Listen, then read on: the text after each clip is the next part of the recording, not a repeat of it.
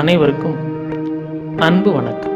இதுவரை நமது பிரபஞ்ச தியான மையத்தின் சேனலை சப்ஸ்கிரைப் செய்யாதவர்கள் இந்த வீடியோவுக்கு கீழே இருக்கும் ரெட் கலர் சப்ஸ்கிரைப் பட்டனை கிளிக் செய்து சப்ஸ்கிரைப் செய்து கொள்ளவும், கூடவே பெல் ஐகானை கிளிக் செய்யவும். புத்தம்புது வீடியோக்கள் உங்களுக்காக காத்திருக்கின்றன. நன்றி.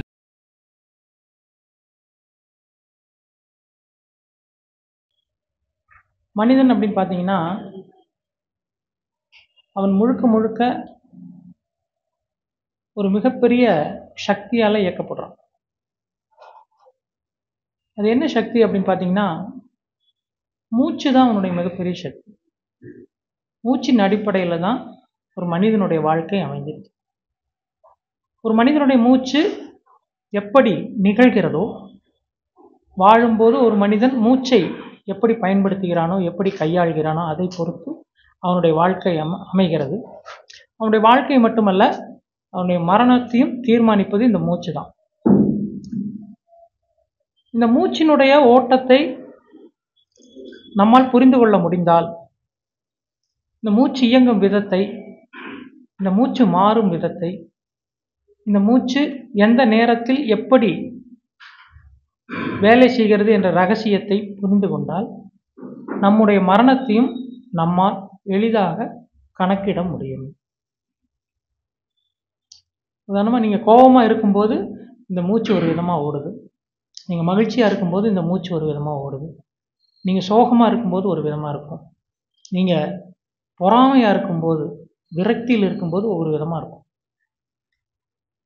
நம்முடைய முன்னோர்கள் இந்த மூச்சினுடைய ஓட்டத்தை கணித்து, இந்த மூச்சு எப்படி மனிதர்களுடைய வாழ்க்கையில் மிகப்பெரிய பங்கை வகிக்குது அப்படிங்கிறத புரிஞ்சுக்கிட்டு, இதை எப்படி முறைப்படுத்தி நாம் இதை பயன்படுத்துவது அப்படிங்கிற அந்த நுட்பத்தை நமக்கு கொடுத்துருக்காங்க. அந்த நுட்பத்தின் பெயர் தான் சரயோகம் அப்படின்னு சொல்லுவோம்.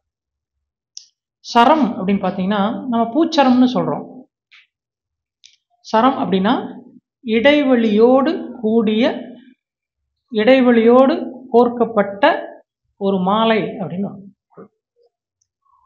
செயின் மாதிரி இருக்கும். செயின் பார்த்தீங்கன்னா ஒரு கண்ணிக்கும் இன்னொரு கண்ணிக்கும் இடையில ஒரு இடைவெளி இருக்கும்.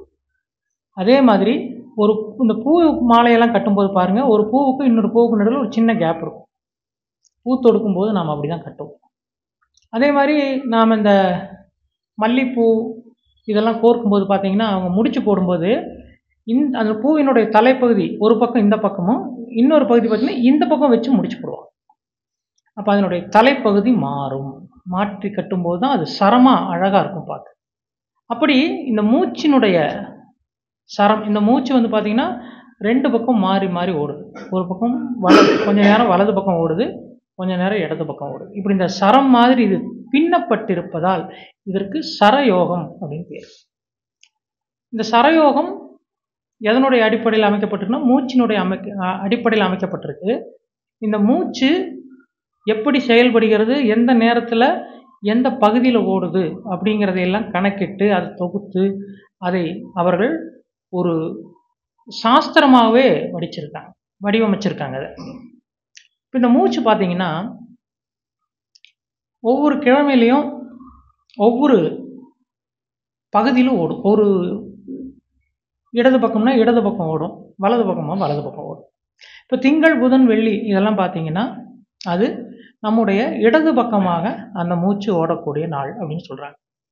அதே மாதிரி செவ்வாய், சனி, ஞாயிறு இதெல்லாம் பார்த்தீங்கன்னா அந்த மூச்சு வலது பக்கம் ஓடக்கூடிய நாள் அப்படின்னு சொல்கிறாங்க. இது மூச்சு அப்படிங்கிறது எப்போவுமே நமக்கு ஓடிட்டு இருக்கு. இது இடது ஓடினா என்ன, வலது ஓடினா என்ன இதில் என்ன வித்தியாசம் அப்படின்னு பார்த்தீங்கன்னா,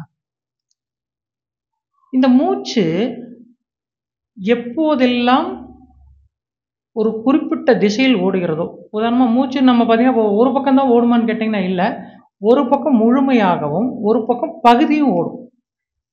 ரெண்டு மூக்கிலையும் மூச்சு ஓடும்.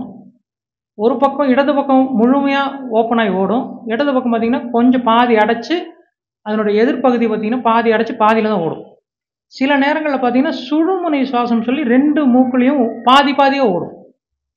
இப்போ கணக்கு பார்த்தீங்கன்னா உங்களுக்கு ஓடுறது வந்து பார்த்தீங்கன்னா 1.5 மூச்சு தான் ஓடும் கணக்குப்படி. இந்த பக்கம் முழுமையாகவும் இந்த பக்கம் அரைப்பகுதியும் ஓடும். கொஞ்ச நேரம் கழிச்சு இந்த பக்கம் முழுமையாகவும் இந்த பக்கம் அரைப்பகுதியும் ஓடும். இதில் சில நேரங்களில் பார்த்தீங்கன்னா சுழுமுனை சுவாசம் அப்படின்னு சொல்லி 2 பக்கம் ஈக்குவலாக ஓடிட்டு இருக்கும். நாம் என்ன நினைக்கிறோம்னா, அந்த சுழுமுனை சுவாசம் அப்படிங்கிறது நம்மளால் கண்டுபிடிக்க முடியுது. இப்போ நான் சுழுமுனை சுவாசத்தில் இருக்கிறேன் அப்படின்னு நாம் நினச்சிருப்போம், அதை கண்டுபிடிச்சிருப்போம். ஆனால் உண்மையிலேயே சுழுமுனை சுவாசம் ஓடிச்சுன்னா நம்மால் அதை உணர முடியாது. இன்னும் சொல்லப்போனால் நமக்கு அதை செக் பண்ண கூட தோணாது. நம்ம மனநிலை வேறொரு மனநிலையில் இருக்கும். எதையுமே சிந்திக்க முடியாத மனநிலையில் இருக்கும்.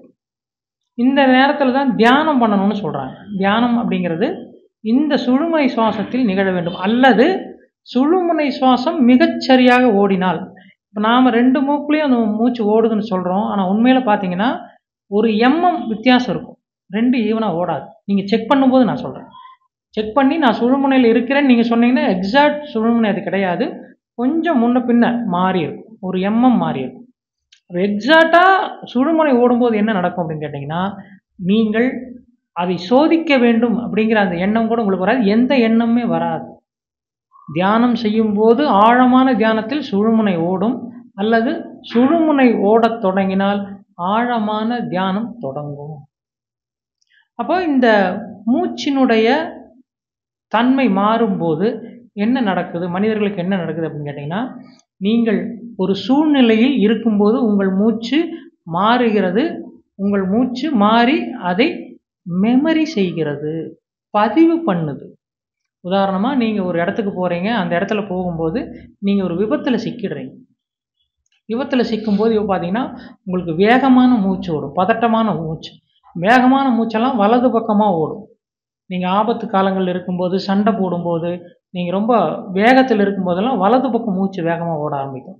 இப்போ உங்களுக்கு விபத்து நடந்த உடனே என்னன்னு கேட்டிங்கன்னா, அந்த பதட்டத்தில் உங்களுக்கு மூச்சு வலது பக்கம் ஓடும். வலது பக்கம் மூச்சு ஓடும்போது உங்களுடைய மெமரி, உங்களுடைய பிரெயின் மெமரி, செல் மெமரி எல்லாம் என்ன பண்ணிக்க அப்படின்னு கேட்டிங்கன்னா, இந்த மூச்சு ஓடும் பகுதியை நினைவுபடுத்தி கொள்ளும். அப்புறம் நீங்கள் கொஞ்ச நாள் கழித்து அந்த நினைவு உங்களுக்கு வந்தாலோ இல்லை அந்த பகுதியை நீங்கள் கடக்கும்போதோ செக் பண்ணி பார்த்தீங்கன்னா உங்கள் மூச்சு வலது பக்கம் ஓடும். அது ஞாபகம் வச்சுக்கும். அப்போ இந்த நமக்கு ஞாபகம் பிரெயினில் தகவல்களாக, எண்ணங்களாக நமக்கு மூளையில் பதிவாகுது. நம்ம உடம்புல இருக்கக்கூடிய ஆக்சிஜன் செல்லக்கூடிய பகுதிகளில் எல்லாம் இந்த மூச்சு போய் சில பதிவுகளை உருவாக்குகிறது. உங்கள் வாழ்க்கையில் என்ன நடந்தாலும், நீங்கள் மகிழ்ச்சியாக இருந்தாலும் சோகமாக இருந்தாலும் எந்த மனநிலையில் இருந்தாலும் அவ்வளவு மனநிலையும் ஒரு சிசிடிவி கேமராவை போல உங்கள் மூச்சு பதிவு செய்கிறது. பதிவு செய்து உங்களுடைய உடல் முழுவதும் இருக்கக்கூடிய செல்களில் அது பதிக்கிறது. இப்படி பதிக்கப்பட்டது தொகுக்கப்பட்டு அடுத்த தலைமுறைக்கு கடத்தப்படுகிறது. எனவே மூச்சு நல்லா புரிஞ்சுக்கங்க, மூச்சு உள்ளவை தான் அடுத்த தலைமுறையை உருவாக்கும்.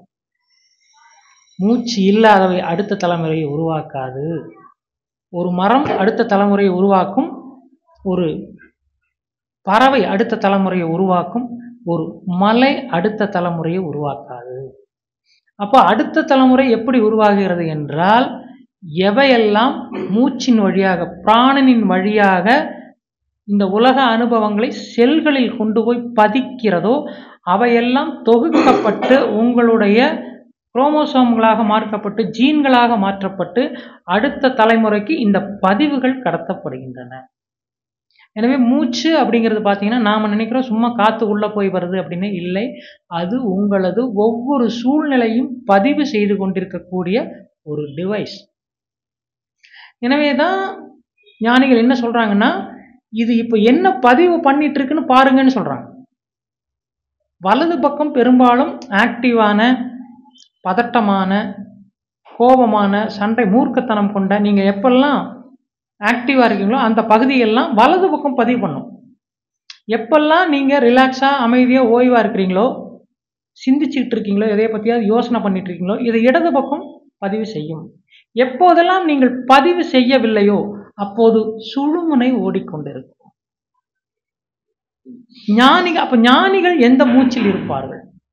இடதிலா வலதிலா? அவர்கள் இந்த 2 மூச்சிலும் இருக்க மாட்டார்கள். அவர்கள் சுழுமுனையில் இருப்பார்கள். சுழுமுனையில் இருப்பதுதான் நீங்கள் கர்மாக்களை பதிவு செய்யாமல் இருக்கக்கூடிய நிலை. அந்த நிலையில் உங்களுக்குள் எந்த பதிவுகளும் ஏற்படுவதில்லை. வலது பக்கம் பதட்டமான பகுதியை பதிவு செய்கிறது, இடது பக்கம் நீங்கள் அமைதியாக மகிழ்ச்சியாக இருக்கக்கூடிய ரிலாக்ஸாக இருக்கக்கூடிய பகுதியை பதிவு செய்கிறது. ஆனால் நடுப்பகுதி என்பது இந்த இரண்டையுமே பதிவு செய்யாமல் 0 பதிவு செய்கிறது. Zero recording. அதாவது நம்ம மியூட்ல போடுறதுன்னு சொல்றோம் இல்லையா, ஸ்டாண்ட் பை மோடு. ஒரு டிவி இருக்கு, டிவி பார்த்தீங்கன்னா ஒன்று ஓடிட்டு இருக்கும், இல்லைன்னா ஆஃப் ஆகிருக்கும். இந்த 2 ஸ்டேஜ் இருக்கு. ஓடிட்டு இருக்கிறதுங்கிறது வலது பக்கம், ஆஃப் ஆகி இருக்கிறது அப்படிங்கிறது இடது பக்கம். இதில் இன்னொரு மோடு இருக்கு, ஸ்டாண்ட் பை மோடுன்னு ஒன்று இருக்கும். அது ஆஃப் ஆகிருக்கும், ஆனால் ஆஃப் ஆகிருக்காது, ஆனில் தான் இருக்கும். அந்த மோடு தான் சுழுமுனை சுவாசம் அப்படின்னு சொல்லக்கூடிய நடுமூச்சு பகுதி. இந்த 2 மூச்சும் சேர்ந்து ஓடுற பகுதியை தான் நாம் ஸ்டாண்ட் பை மோடுன்னு சொல்கிறோம். இந்த ஸ்டாண்ட் பை மோடைத்தான் நாம் விழிப்புணர்வு உள்ள நிலை, இந்த நிலையைத்தான் நாம் தியானத்தில் இருக்கும் நிலைன்னு சொல்கிறோம். அப்போ மூச்சு அப்படிங்கிறது நம்மளை பொறுத்த வரைக்கும் சாதாரணமாக அது ஏதோ நடந்துட்டு இருக்குது அப்படின்னு நினைக்கிறோம். ஆனால் உண்மையிலேயே அது வெளியே இருக்கக்கூடிய எல்லா தகவல்களையும் உன்னிப்பாக கவனித்து கொண்டிருக்கிறது. நீங்கள் கவனிக்கல, மூச்சு கவனிக்குது. நீங்கள் அந்த சூழ்நிலை என்னவா இருக்குது அப்படின்னு நீங்கள் எதை வச்சு கணிக்க முடியும்? இப்போ உங்கள் முன்னால் ஒரு அசாதாரணமான சூழ்நிலை இருக்குது, என்ன ஆகும்னு உங்களுக்கு தெரியாது, முடிவு என்ன ஆகுன்னு உங்களுக்கு தெரியாது. உதாரணமாக நீங்கள் ஒரு ஷேர் மார்க்கெட்டோ இல்லை வேறு எதுலையோ இன்வெஸ்ட் பண்ணியிருக்கீங்க, அல்லது ஒரு கேஸினுடைய தீர்ப்புக்காக காத்திருக்கீங்க, ஒரு மிகப்பெரிய ஒரு முடிவுக்காக நீங்கள் காத்திருக்கிறீங்க. இப்போது அது என்ன ஆகும் உங்களுக்கு தெரியாது, ஆனால் அது என்ன ஆகும் என்று உங்கள் மூச்சுக்கு தெரியும். தூரத்தில் இருப்பதை இப்போது நாய், யானை இவெல்லாம் பார்த்தீங்கன்னா, யானை எல்லாம் 2 கிலோமீட்டருக்கு அந்த பக்கம் என்ன இருக்குது அப்படிங்கிறத இங்கிருந்தே கண்டுபிடிச்சிடும். எப்படி அப்படிங்கிறது கண்ணில் பார்க்குதா, காதில் கேட்குதானா? இல்லை, சுவாசத்தின் மூலமாகவே கண்டுபிடித்து விடும். அப்போ சுவாசம் உங்களுக்கு முன்னால் இருக்கக்கூடியவற்றை கொண்டு வந்து சேர்க்கும் ஒரு மீடியமாக இருக்குது. மனிதர்களும் இதே நுட்பத்தை பயன்படுத்தினால் உங்களுக்கு நாளை என்ன நடக்கும், இதன் பிறகு என்ன நடக்கும் என்பதை உங்களால் சுவாசித்து உணர்ந்து கொள்ள முடியும். நாம் தொட்டு உணரலாம், பார்த்து உணரலாம், கேட்டு உணரலாம், சுவைத்து உணரலாம், ஆனால் சுவாசித்தும் உணர முடியும். பெரும்பாலான மிருகங்கள் இந்த சுவாசத்தைத்தான் அவைகள் தங்களை சுற்றியுள்ள சுற்றுப்புற சூழல்களை புரிந்து கொள்ளும் ஒரு கருவியாக பயன்படுத்துகின்றன.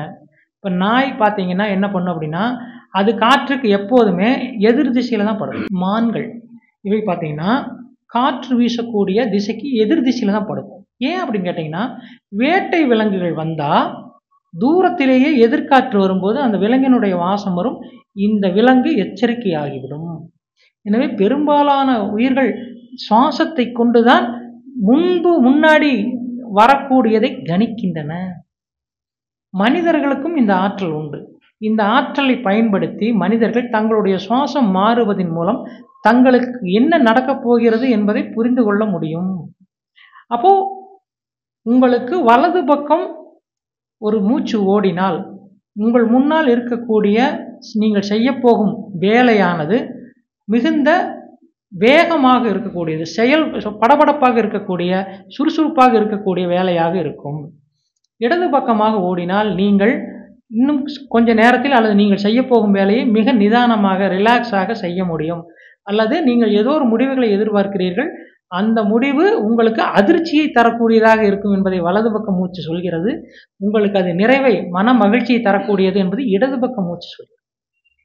ஒரு ரிசல்ட் வர்றதுக்கு முன்னாடி, ஒரு ரிப்போர்ட் வர்றதுக்கு முன்னாடி உங்கள் சுவாசம் சொல்லிவிடும் என்ன ரிப்போர்ட் வரும் உங்களுக்கு. எனவே இந்த நுட்பத்தை பயன்படுத்தி உங்களுக்கு எப்போது மரணம் வரும் என்பது வரை நம்முடைய முன்னோர்கள் இதை கணித்து வைத்திருந்தார்கள். இப்போ மூச்சு என்பது உங்களுக்கு இன்னும் வராததை, உங்கள் எதிர்காலத்தில் இருப்பதை உங்களுக்கு இப்போதே காட்டக்கூடியது. அந்த நுட்பத்தை நீங்கள் கற்றுக்கொண்டால் அதன் மூலம் நீங்கள் இந்த உங்களுடைய எதிர்காலத்தில் நீங்கள் என்ன அடையப் போகிறீர்கள், அல்லது உங்களுக்கு என்ன நிகழப் போகிறது என்பதை நீங்கள் மிக சுலபமாக புரிந்து கொள்ள முடியும். அப்போ நம்முடைய இந்த ஆன்லைன் வகுப்பில் கடந்த சில வாரங்களுக்கு முன்னாடி நாம் இந்த சரயோகம் அப்படிங்கிற இந்த வகுப்பு நடத்தினோம். நிறைய பேர் அதில் கலந்துக்கிட்டாங்க. ஸோ அவர்களுக்காக இந்த விளக்கத்தை இங்கே நான் பதிவு செய்கிறேன். இப்போது இந்த மூச்சினுடைய சும்மா நம்ம சுவாசம் அப்படின்னு சொல்லக்கூடியது வெறும் சுவாசம் அல்ல, அது எதிர்காலத்தையும் சுமந்து வருகிறது. அந்த எதிர்காலத்தை சுமந்து அது உங்களுக்கு நன்மையாக இருக்கிறதா அல்லது உங்களுக்கு எதிரானதாக இருக்கிறதா என்பதை அது எந்த வழியாக சென்று வருகிறது என்பது தீர்மானிக்கிறது. உங்களுக்கு எதிர்காலத்தில் நாளைய பொழுது அல்லது நாளைக்கு நிகழக்கூடிய சம்பவங்கள் உங்களுக்கு சாதகமாக இருக்கிறதா, சாதகமாக இருந்தால் அது உங்களுக்கு இடது மூக்கு வழியே சென்று வரும். நாளை உங்களுக்கு எதிரானதாக இருக்கிறது, உங்களுக்கு விருப்பமில்லாத செயல்கள் நிகழப்போகிறது, உங்களுடைய அமைதி நாளைக்கு கெடப்போகிறது என்றால் அந்த மூச்சு வலதுபுறமாக சென்று வரும். உங்கள் மூச்சின் வழியே இந்த செய்தி பரிமாற்றம் நிகழ்கிறது. இந்த உடலுக்குள் அது அந்த செய்தி தந்துவிட்டு, இந்த மூச்சு என்பது எதிர்காலத்தில் நடக்கக்கூடிய ஒரு செய்தியை தெரிவிக்கும் தூதுவனாக இருக்கிறது. ராஜாக்களுக்கெல்லாம் பார்த்தீங்கன்னா தூது சொல்ல இருக்கும், தூதுக்கு விடுறதுக்கு புறாவெல்லாம் அனுப்புவாங்க. அந்த மாதிரி இந்த மூச்சு என்ற தூது புறா உங்கள் உடலில் ஒரு செய்தியை கொடுத்து விட்டு வெளியே செல்கிறது. அது உங்களுக்கு நன்மையா தீமையா என்பது எந்த பகுதியில், அதுனா இந்த உங்களுக்கு அமைதியான மகிழ்ச்சியான செய்தி வரும் என்றால் அது உங்களுடைய இடது பக்க போஸ்ட் பாக்ஸில் அதை போட்டு போயிடும், அந்த செய்தி இங்கே போட்டுடும்.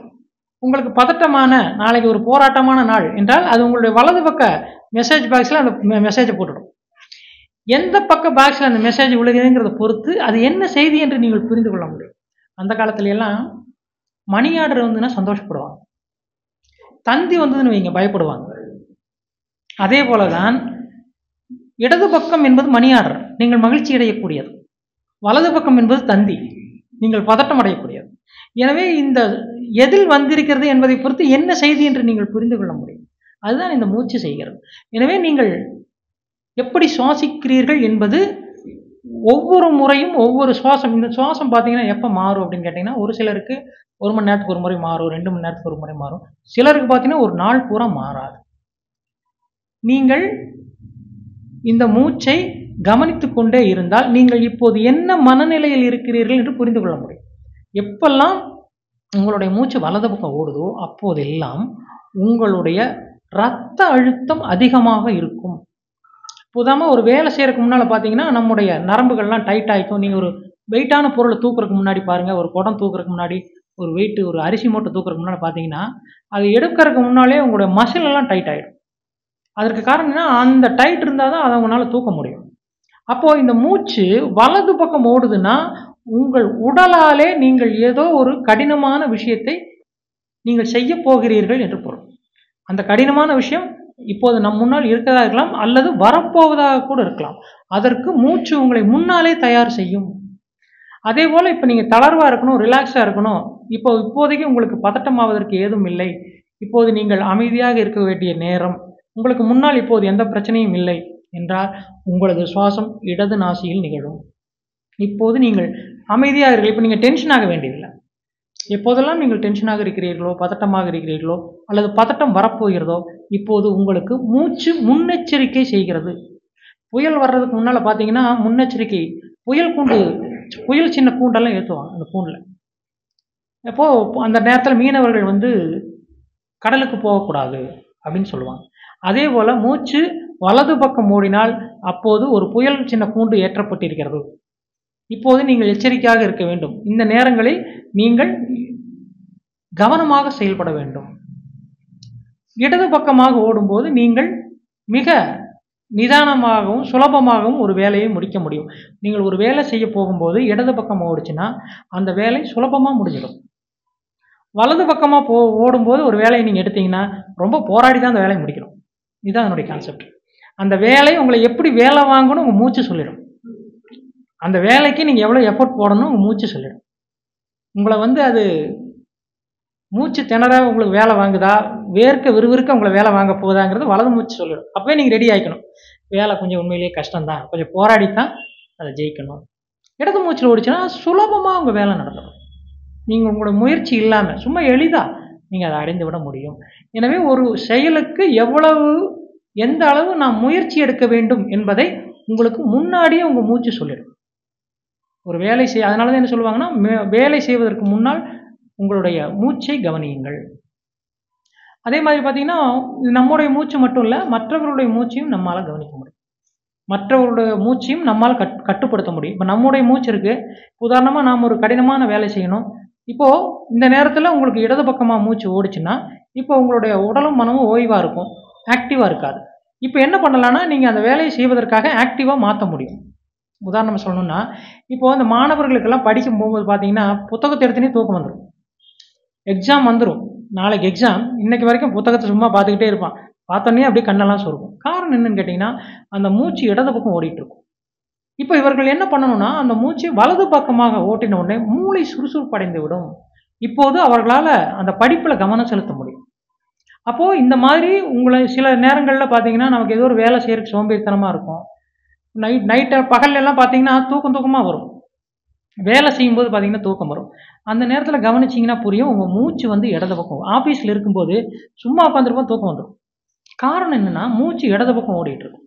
இப்போது நீங்கள் ஆஃபீஸில் வேலை செய்யணும் அப்படின்னா, உங்கள் மூச்சை வலது பக்கமாக மாற்றிட்டு, அல்லது புதுசாக ஏதாவது புது வேலை ஏதாவது இருக்குது, அந்த வேலை புரியலை, எப்படி செய்கிறதுன்னு புரியலைன்னா, உங்கள் மூச்சை வலது பக்கமாக மாற்றி அந்த வேலையை நீங்கள் செய்தால் அதை வெற்றிகரமாக செய்ய முடியும். இப்போ ஆஃபீஸில் உங்களுக்கு தூக்கம் வராது. ஆனால் நமக்கு பாருங்கள், நைட்டில் பாருங்கள், எவ்வளோ பிறண்டு படுத்தாலும் தூக்கம் வராது. அந்த நேரத்தில் கவனிச்சிங்கன்னா வலது பக்கம் மூச்சு ஓடிட்டு இருக்கும்.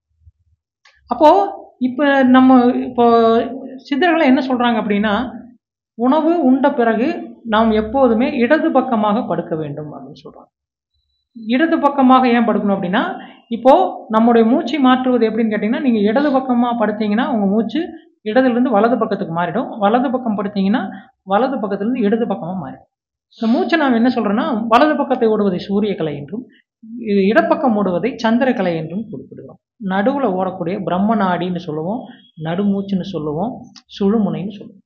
இப்படி 3 பேரில் இதை அழைக்கிறோம். இப்போது வலது பக்கத்தை நாம் சூரிய கலை என்று அழைக்க, சூரியனுடைய தன்மை கொண்டது, அது வெப்பத்தன்மை கொண்டது. இடது பக்கம் என்பது சந்திரனுடைய தன்மை கொண்டது, குளிர்ச்சி கொண்டது.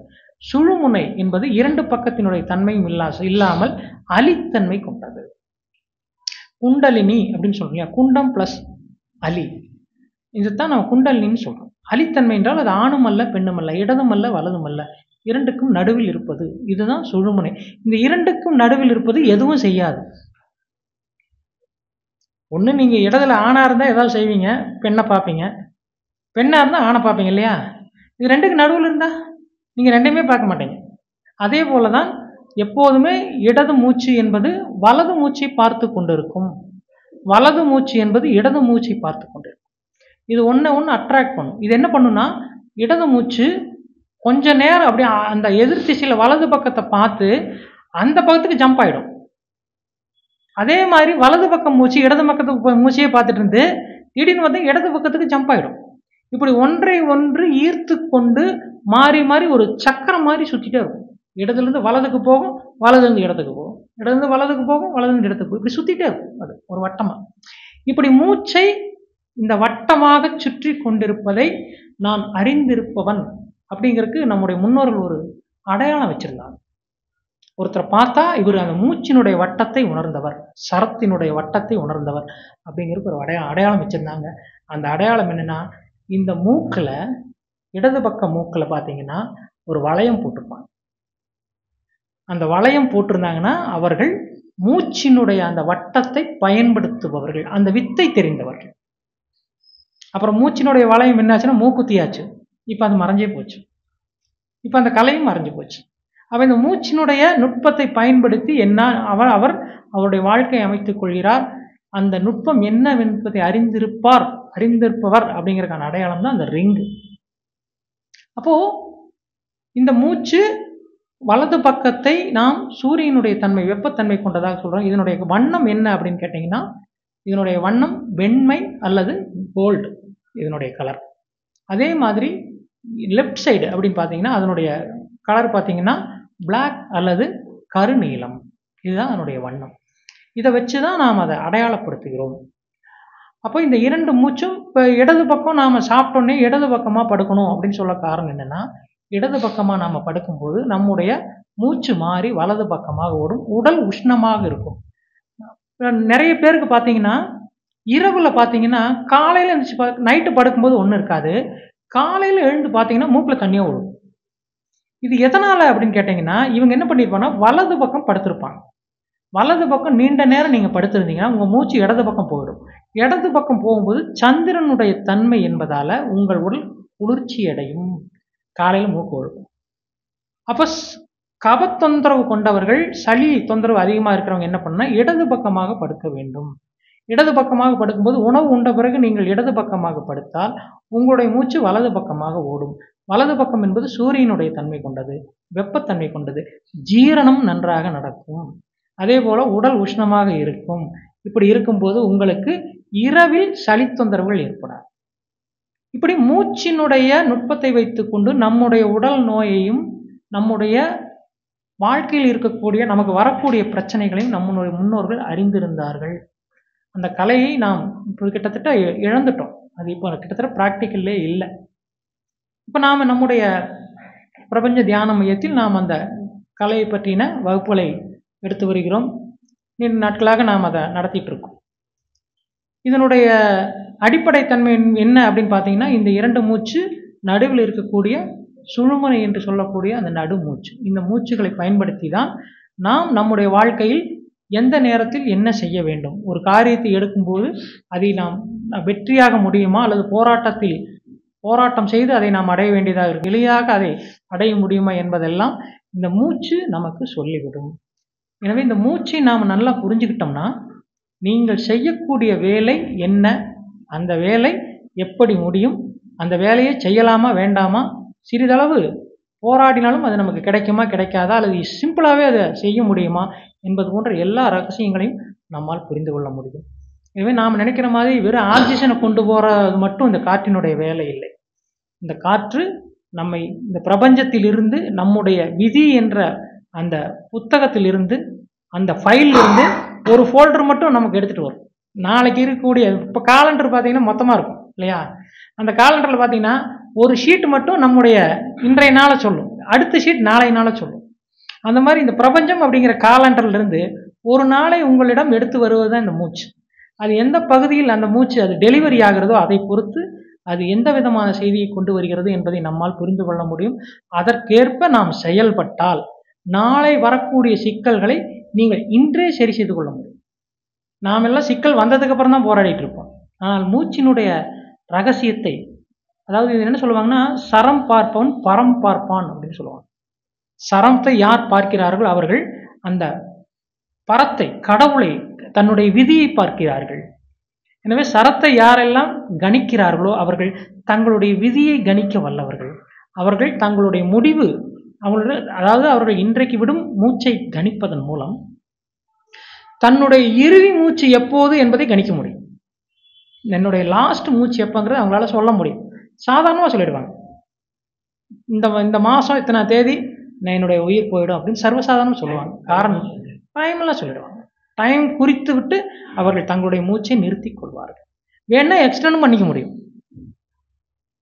பொதுவாக நீ பார்த்தீங்கன்னா மூச்சு அப்படிங்கிறது பார்த்தீங்கன்னா ஒன்று இடது பக்கம் போகும். மரணம் நிகழ்கிறது அப்படிங்கிறது இடது பக்கம் மூச்சில் போகும், வலது பக்கம் மூச்சில் போகும். இப்போ உங்களுக்கு 2 நாள் எக்ஸ்ட்ரா டைம் வேணும், ஒரு 2 மணி நேரம் வேணும்னு வச்சுங்க. ஏன்னா நீங்கள் உயிலெல்லாம் எழுதணும், யாருக்கு என்னென்னலாம் சொல்லணும் இருக்கு, அப்படிலாம் இருக்கு இல்லையா? நீங்கள் உங்களுக்கு ஒரு 2 மணி நேரம் எக்ஸ்டெண்ட் வேணும்னா நீங்கள் சுழுமுனையில் அதை நிறுத்திக்க முடியும். சுழுமுனையில் நிறுத்தினீங்கன்னா உங்கள் மரணம் இடத்திலோ வலதிலோ தான் நிகழும். சுழுமுனையில் உங்களுக்கு மரணம் நிகழாது. சுழுமுனையில் போய் நீங்கள் நின்றுட்டீங்கன்னா நீங்கள் வேண்டும் நேரம் வரைக்கும் உங்களோட மரத்தை தள்ளி போட முடியும். இதெல்லாம் நம்ம சித்தர்கள் செஞ்சு காட்டினார்கள். இதெல்லாம் ஒரு விஞ்ஞானம், மூட நம்பிக்கை இல்லை, இது ஒரு விஞ்ஞானம். இந்த விஞ்ஞானத்தை பயன்படுத்தி தங்களுடைய மரணத்தை தாங்கள் விரும்பும் வரை தள்ளி போட முடியும். ஆனால் அவங்க நிரந்தரமாக அதை தள்ளி போட மாட்டாங்க. அதை அவர் அதாவது இயற்கையை மீற மாட்டார்கள். இயற்கையிலேருந்து கொஞ்சம் எக்ஸெப்ஷன் வாங்கிக்குவாங்க, அவங்க சலுகை வாங்கிக்குவாங்க. பட் அதனுடைய விதிகளையும் அவர்கள் மீறுவதில்லை. அப்போ இந்த மூச்சை பயன்படுத்தி உங்களுடைய வாழ்க்கையில் வரக்கூடிய துன்பங்களை, உங்களுக்கு நாளை நடக்கப் போகும் விஷயங்களை, உங்களுக்கு சாதக பாதங்களை எல்லாவற்றையும் தெரிந்து கொள்ள முடியும்.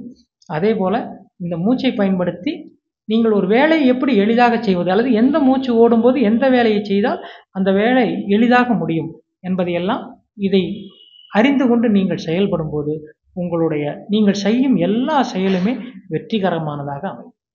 இதுதான் மூச்சினுடைய அந்த சரயோகத்தினுடைய ரகசியம். இந்த வீடியோ உங்களுக்கு பிடித்திருந்தால் லைக் செய்து உங்கள் நண்பர்களுக்கு ஷேர் செய்யவும். மேலும் உங்களின் மேலான கருத்துக்களை கீழே உள்ள கமெண்ட் பாக்ஸில் கமெண்ட் செய்யவும்.